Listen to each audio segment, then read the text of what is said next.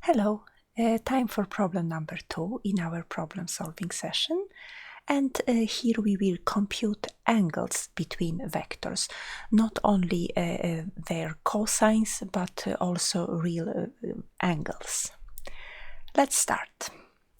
Problem number 2, angles between vectors. And here is the problem. Find the radian measure of the angle theta between u and v in 1, 2, 3, 4 cases. So you see that the first 2 cases are from R2, and in the second 2 cases vectors are from R3, which means that all 4 cases are geometrical vectors, and we can really we talk about real angles between real lines. And I will also draw pictures for you in the cases of 2D, and in the case of 3D I will show you in Geogebra at the end of this video. So before I start, I will show you a table with some values. So you remember that, degrees you have basically between 0 and 360. If you have angles which are larger than 360, they are actually the same as the corresponding smaller angles, right? Because 360 degrees corresponds to the entire revolution. And then here we say that 360 degrees corresponds to 2 pi radians, and this is a very good choice because 2 pi is the length of the arc of the entire unit circle. So the entire revolution corresponds to the arc of 2 pi. And the measure with radians is exactly the measure of the arc. So for example, the arc corresponding to 180 degrees is 1/2 of the unit circle. It has length pi. So you can always think about it like this, that if you have to recalculate in radians, you start from the information that 2 pi corresponds to 360, and then, for example, if you take 60 degrees, it is 1/6 part of 360, so the number of the amount in radians must be 1/6 of 2 pi, so it is pi divided by 3. In the same way here, 45 degrees, it is 1/8 of the 360, so you have to divide 2 pi by 8, and this is why you get pi by 4. So the recalculation from degrees from radians, it's not so hard.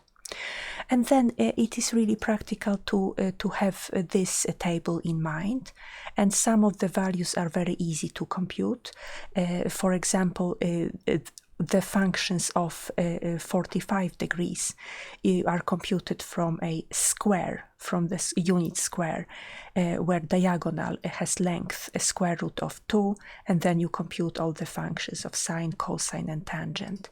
And for pi sixth and pi third, you use the equilateral triangle with length of the side equal to 1, then here this length is 1/2, and Pythagorean theorem gives the height square root of 2 divided by 2. So this gives you, this right triangle here gives you all the entries from made here in this line and in this line for 30 degrees and 60. For 45 you get from squares. And then if you have some, for example, if you have 120 degrees or something, you can use the reduction formulas, which you can where you can read the values of cosine and sine from the unit circle.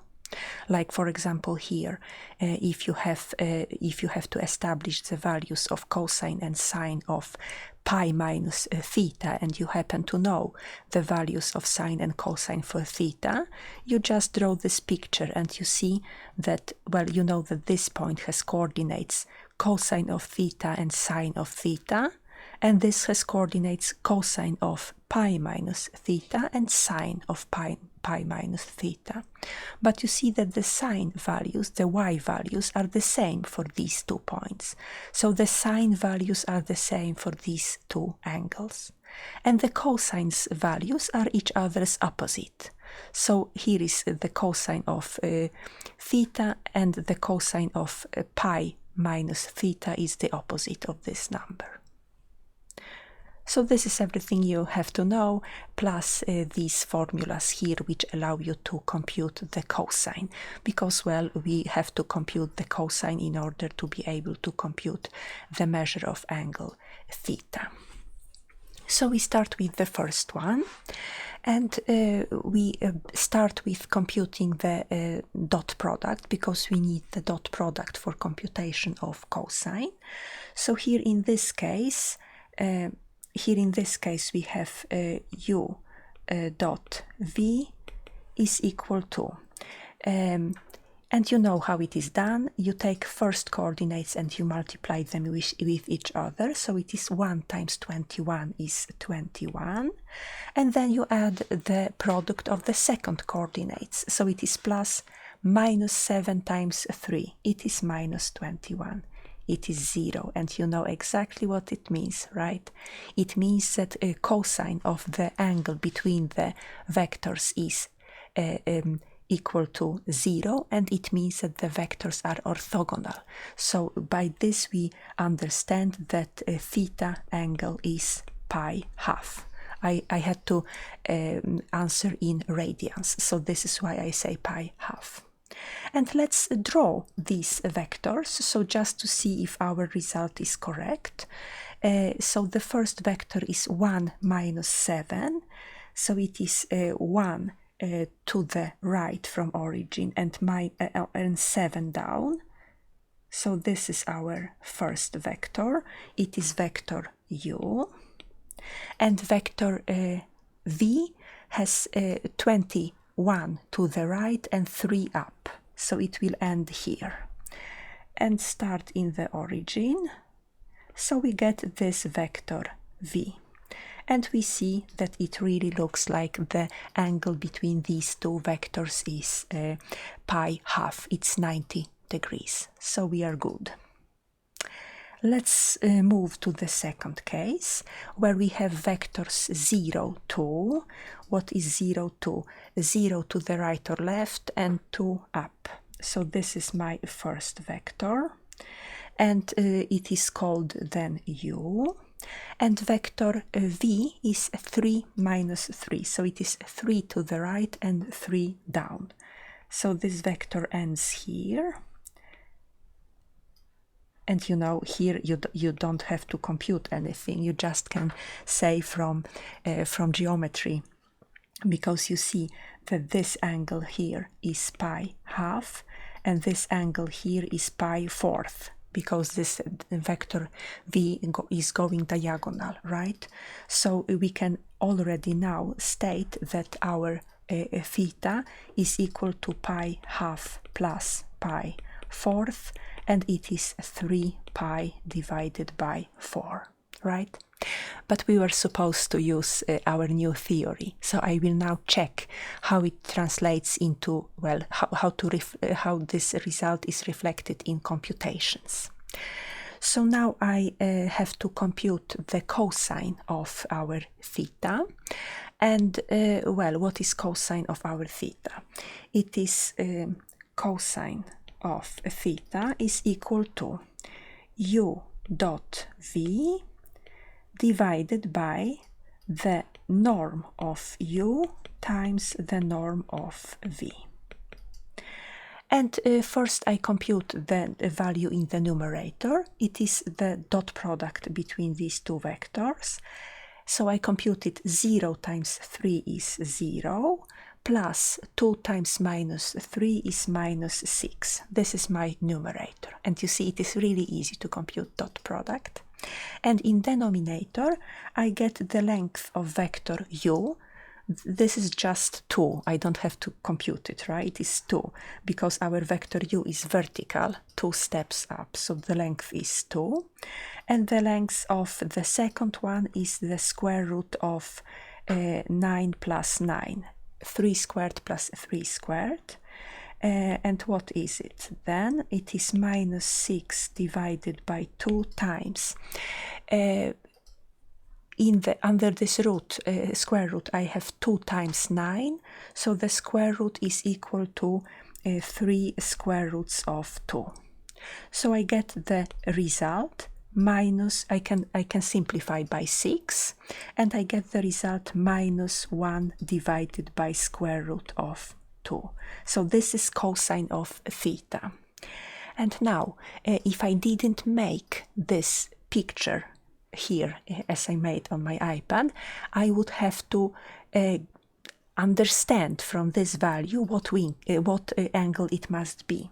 So now I will show you how to check what kind of angle it is with help of unit circle. So unit circle, I hope that I succeed with a nice, yes, it's a very nice circle, really perfect. So now I recognize the value of 1 divided by square root of 2 as cosine and sine of pi fourth, right? This is one of the values from the table which I would suggest you you learn to recognize. So this is here cosine of pi fourth and sine of pi fourth. And now I have to tell what kind of angle has cosine equal to negative, the same thing. So I understand that it will be the angle corresponding to this radius here, this angle, because this one has cosine equal to negative cosine of pi fourth, so it is minus 1 divided by square root of 2, and the y-coordinate is the same. And I see that this angle really is pi half plus pi fourth. It is 3 pi divided by 4. So I have shown it by 2 different kinds of reasoning, and in both cases we arrived to the same conclusion. So now we have the next one.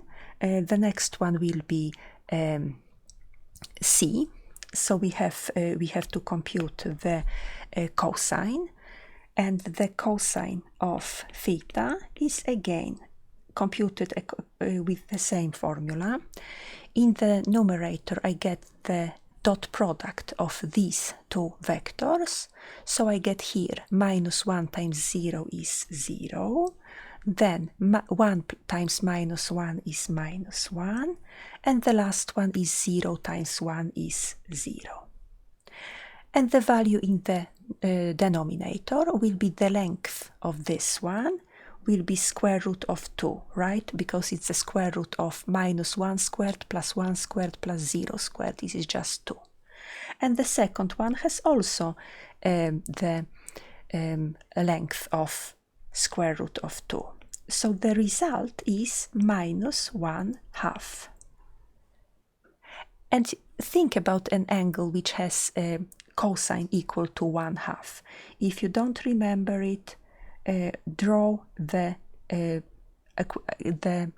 equilateral triangle, and you see that cosine of this angle here is 1/2, right? And this is pi third. So cosine of pi third is plus 1/2. But now we have minus 1/2. So we understand that it's not the same value. Not the same angle. But here again, the good way is to draw the unit circle here. Unit circle.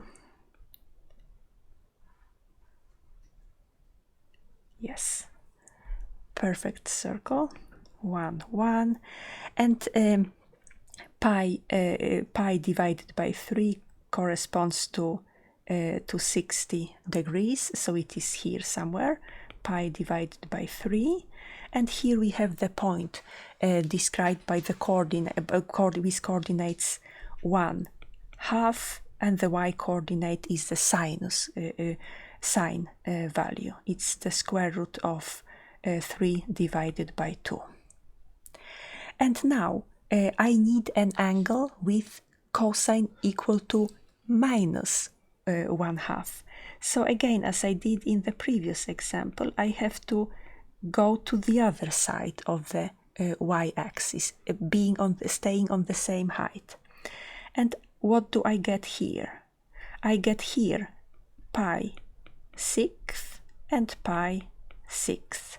So I understand that my angle I'm looking for, it is 2 times pi divided by 3. It is, well, you can write it in this way. And it corresponds to 120 degrees. And you know, I will go to Geogebra now and show you these two vectors, so you don't have to wait for it. And then I go back to the presentation for the last exercise. So here you see in black, you can see those two vectors, -1, 1, 0, and 0, -1, 1. And you see that indeed it looks like the angle between them is obtuse. You cannot see that it's exactly 120 degrees, but we have done the computations. But what can we see from this picture? First observation is the following. This vector v has the last coordinate equal to 0, and it is this vector.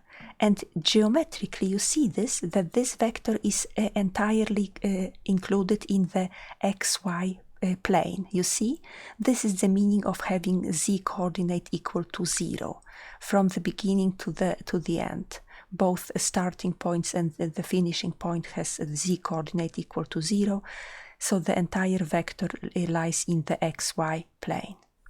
And this second vector u has the first coordinate equal to 0. And first coordinate is x coordinate. X-axis is the red one, and the green one is the y-axis. And x coordinate is equal to 0 means that our vector is in the yz plane. You see, it's in the plane which is perpendicular to the x-axis. It's lying here on the, well, in the yz plane. And indeed it looks like the angle between these two vectors is obtuse. Let's go back to the presentation. So now we have just one problem left, and here, you know, I don't have to use Geogebra, because the last coordinate in both vectors is 0, and this means that both vectors are actually in the xy plane, because xy plane is the plane where z is equal to 0. So I can draw my vectors in the xy plane. And the first one has coordinates 1, -1, 1, -1, so it is this one. And the second one has coordinates 1, 0, 1 to the right and just 0, okay, like this. So you see it is really easy. So you see at once that the angle between them is pi 4th. It's 45 degrees. But let's check it by computation. So we are supposed to compute the cosine of this angle theta, and we do this by computing this quotient between the dot product and the product of the length. What is the dot product? 1 times 1 plus 0 plus 0. So it is simply 1. And what do we have in the denominator? We have the length of the first one, which is the square root of 2, times the length of the second one, which is simply 1, times 1. So then we get the cosine of our theta being 1 divided by square root of 2, and we recognize this as cosine of pi fourth, which is here confirmed by this illustration. Okay, so now you have seen how we can not only compute the cosines of angles between two vectors, but in some cases, when we get well, easy results, we can even establish the angle itself from the value of the cosine.